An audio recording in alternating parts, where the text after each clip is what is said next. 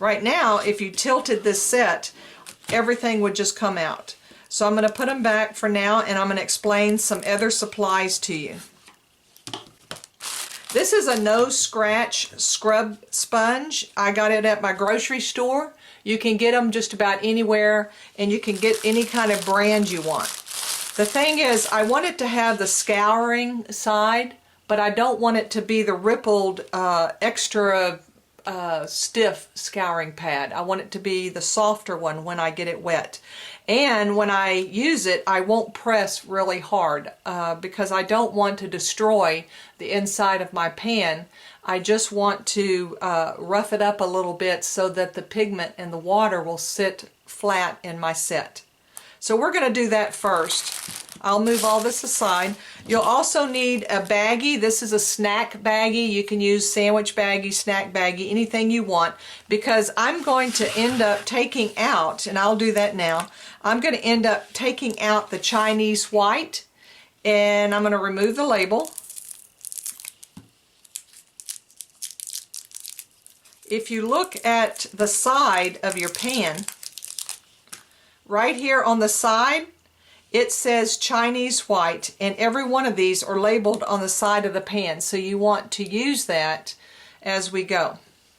I'm going to take out the actual cube of paint. I'm not going to use it at all, but I will use this little pan again. So I'm going to put this Chinese white in my baggie, and I'm done with it. I will not be using this cube of white the entire 16-week class. Okay, so another thing I have in my supplies is a squirt bottle. I have a dripper bottle, which can just drip water out, and I have a squirt bottle so that I can spritz.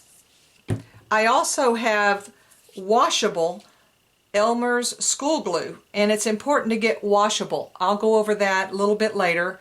You really don't even need glue at all if you choose to do option 1. I have a handout down below, and it will go over the 3 options of setting up this paint set. And you don't need this glue if you choose option 1 or 2. Option 3 is my least favorable of the choices, but it is quick and easy. Option 3, but make sure it's washable. I got this at just the grocery store for, it was under $2, like $1.50. This is clear fingernail polish, and you really don't need this either, but I will explain. If you want to use this, you can use it on a certain corner of the set that has a leakage. But I actually don't mind the leakage, and so I don't really need this, but I will explain it for the ones who like to have this situation on hand. It's probably not needed. I have a washcloth that can get stained. I don't care. It's nice and damp, and I just have it in a holder so it doesn't get my table wet. And I have a palette knife or a butter type knife, either one. You just need one or the other to scrape the pan. And then I have also cut a card. I want it clean on both sides, and I have cut a card that is 4 inches by 5 inches out of the corner of my watercolor paper, so that I can make a color card. We'll do that later, but I do want it to be clean on both sides. And then I have some tube paints here that I will go over in a little bit and explain. If you want to use tube paint, I'll explain that in the option 2. Option 1, you don't need anything but this set. Option 2, you can use some tube paints if you want to go a little faster. Option 3, you can use glue, but I really don't suggest glue because I don't know if I can soak the glue out of my set if I change my mind and want to eventually put in a full pan.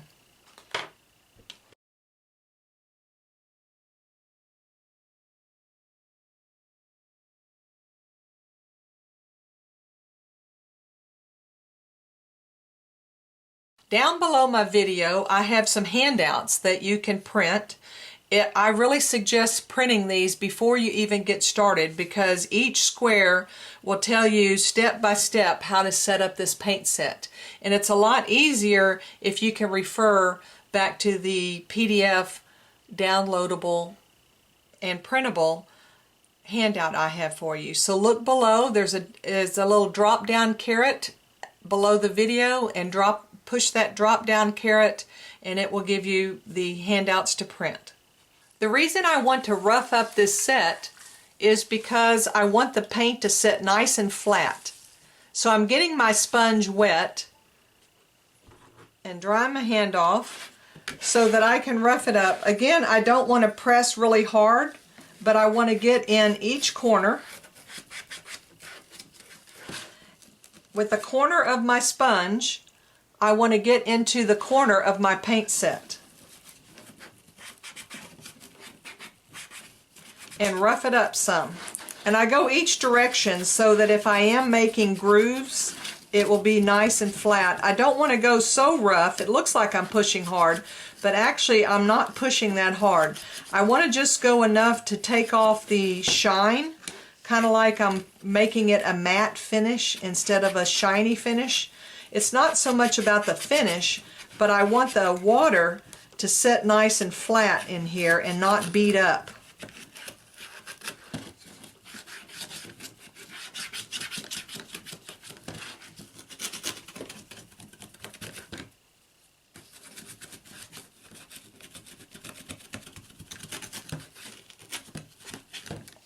I can tell by looking at the water and seeing if it sits flat or if it beads up. If it beads up, I need to go a little bit stiffer, a little bit harder.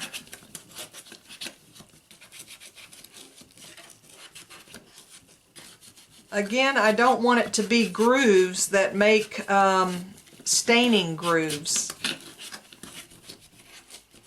If I get it really stained up, it's easy to fix by using a magic eraser type sponge. I also do the groove down in here because I use this well, this long skinny well. I use this quite a bit, as well as my little set here. I love to use these sets right here so that I can have a big amount of wash to paint with.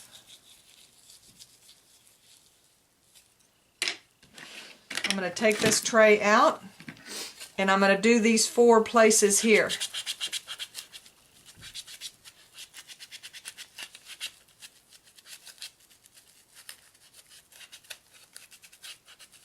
I even use this part down here. Even though it doesn't have sides, I still use it from time to time. So I'm getting everything on the bottom shelf rubbed up.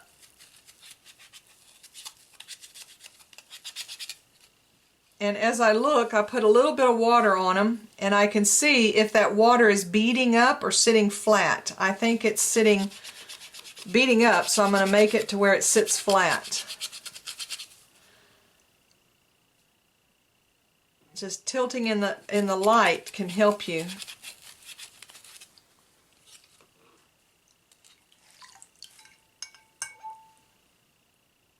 Okay, it beads up some, but not really. It sits nice and flat, in my opinion, for what I've got. So I've roughed up my surface and put my set back together.